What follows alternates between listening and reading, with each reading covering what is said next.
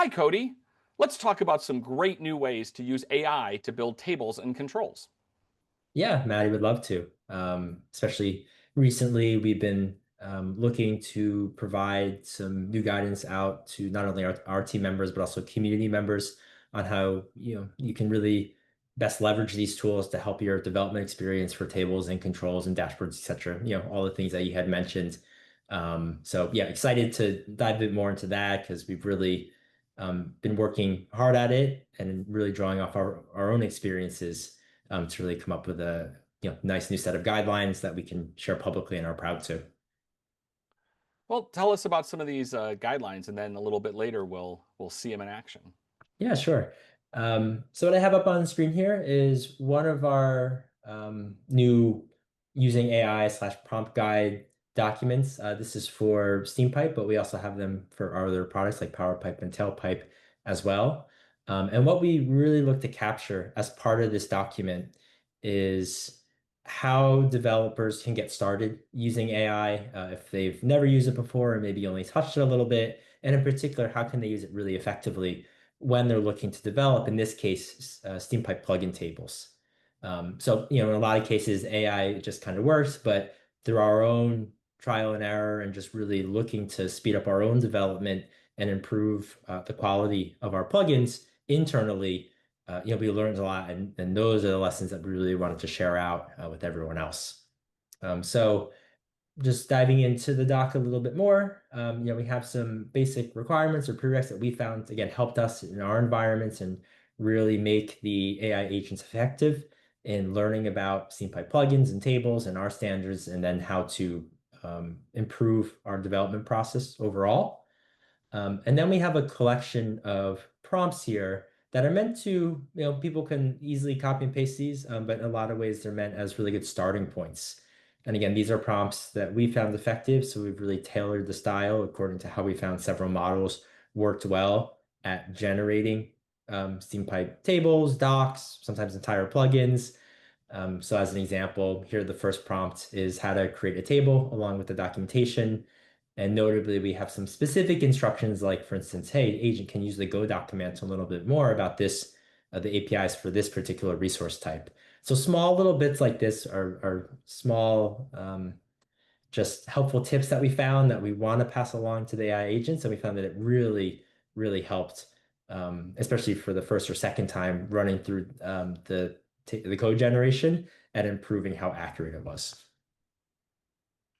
That's great. Well, let's try it out. Yeah, sure. So let me switch over. Within the team, we've also tried out a variety of tools and IDEs.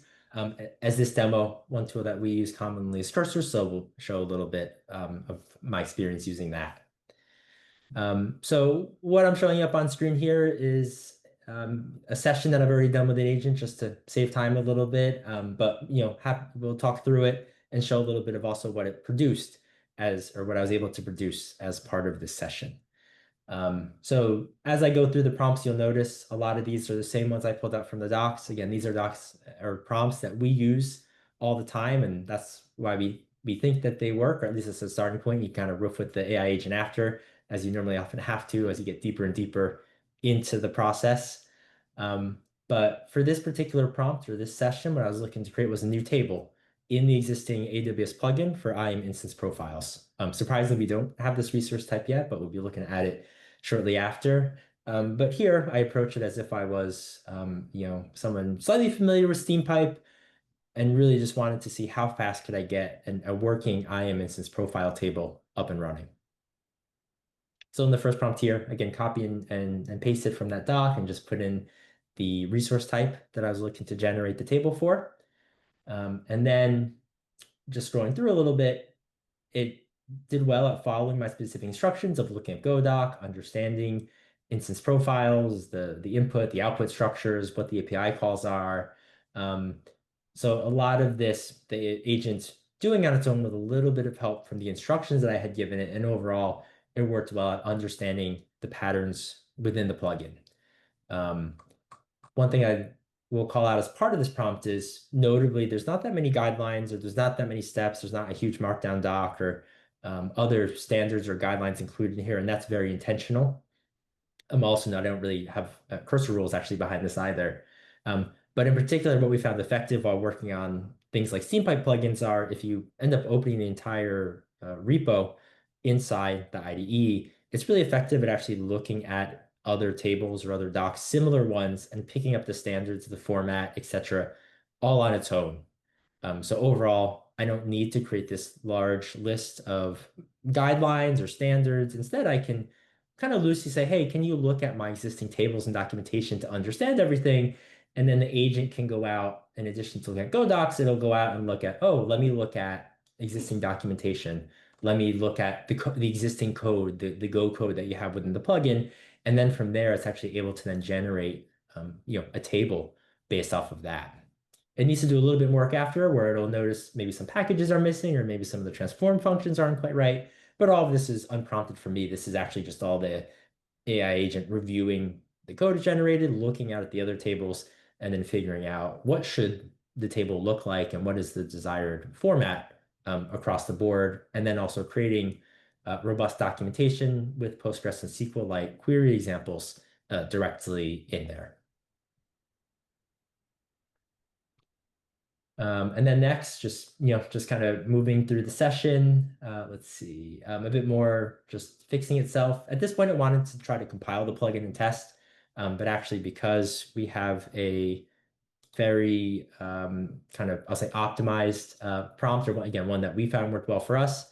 At this point, I actually went ahead and paused it. It gave me a summary of what it did, and then I use that prompt from the doc instead as a workflow for it to try to follow in order to compile and verify that the table was built or coded correctly.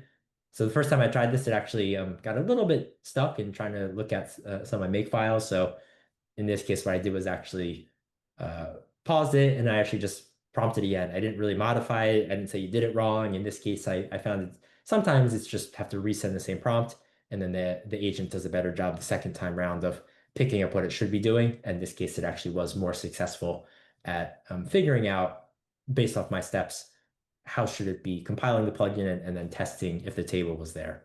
I think that's a real crucial tip there because we tend to, or we could tend to get into the thing where we gave the agent a prompt, it didn't quite know, and then we want to have this conversation and start to explain. And if it was a human, it would be, if I asked you to do something and you did it wrong and I just said the exact same thing to you again, Right. that would be kind of rude, but we don't have to worry about that. It actually is super effective to just say, hey, let's just try it again and see where that goes. Yeah, exactly. So jumping back over here, so just running the build step, looking at this Steampipe service, and then from here, what it then did is verified that the table is there. And in this, as part of the step, me asking it to, it actually used the Steampipe MCP server. So this is an MCP server we had developed for Steampipe. We have similar ones for Tailpipe and Powerpipe as well. But I think the MCP server in this flow or for testing tables or controls is actually crucial. The MCP server with the right set of tools really helps the agent figure out how to verify if tables are there. Can it run queries correctly? What's available, what's not, looking at the schema for that particular table. So I think the agent could potentially do this as well, just using command line tools, for instance, and trying to get that information out. But because there's very specific tools that are well documented and the agent can use effectively, the testing process is so much faster and accurate compared to it trying to use direct CLI commands and figure out what those are. Because the MCP servers just for well-designed MCP servers, we found they really do help the agent identify exactly what steps it needs to take and what output to expect at each step. And in this case, one of the tools Steampipe table show, it kind of helps introspect the table, look at the schema. And here the agent's just kind of off on its own, doing its own validation of, does the table look right? Is the structure correct? And actually let me start running some queries against it. And all of these queries, the agent is able to come up on its own. So normally this is a lot of testing that we'd be doing at a base level of, does my table work? Can I list out all of the resources there? Can I get one specific resource? Do all the key qualifiers work? But a lot of this, because it understands Steampipe and also understands what tables are in the plugin and how the tables are structured, it's able to come up with these queries on its own and then run them as part of the, or using the MCP server in order to understand, did the table get built correctly? And are there any edge cases that it should look to fix on its own as well? So in the end, it just gives a summary of how it built and how it verified the table is registered and what kind of test it did. And from here, I may go a bit further and ask it to test out specific cases or maybe create some test resources like in this prompt here. So a lot of times there are edge cases that we know of or can ask the agent, hey, can you give me some edge cases? And then we look to create some test resources and then do some additional validation against those test resources as well, just in a similar way to what we would do for instance, without AI in terms of how we develop and test and validate plugins overall, though these prompts we found to have made it a lot faster and easier and more consistent as well as we're looking to um, create tables along with their documentation.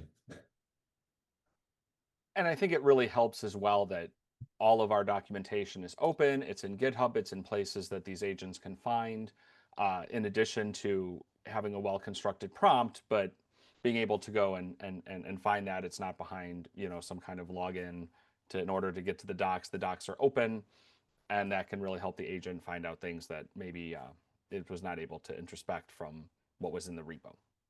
Yeah, exactly. So even this doc here about, effective prompting and whatnot, which the models might not be trained on yet because it's relatively new, but like you mentioned, all the other docs we have about learning about connections and workspaces and what a plugin is, yeah, all available publicly open source in our repos out there. So in terms of the models going out and training on public GitHub repo data, all here, and that yeah, definitely helps contribute toward I think being as a developer being successful using tools like Cursor, Windsurf, VS Code, etc., and with the models behind them of them really understanding what Steampipe is and creating tables and documentation so much faster than we'd be able to do on our own. So thanks, Cody. So those of you watching, if there's been some table that you really want in a Steampipe plugin that you've been waiting for, but you said, I don't know how to do it, this can be a really great way to accelerate that and get yourself into position to get that feature that you need, in addition to things being easier for us here at Turbot to work on that stuff. So thanks for sharing this with us. I'm excited to see what people build with all this new guidance. Yeah, thanks, Maddie.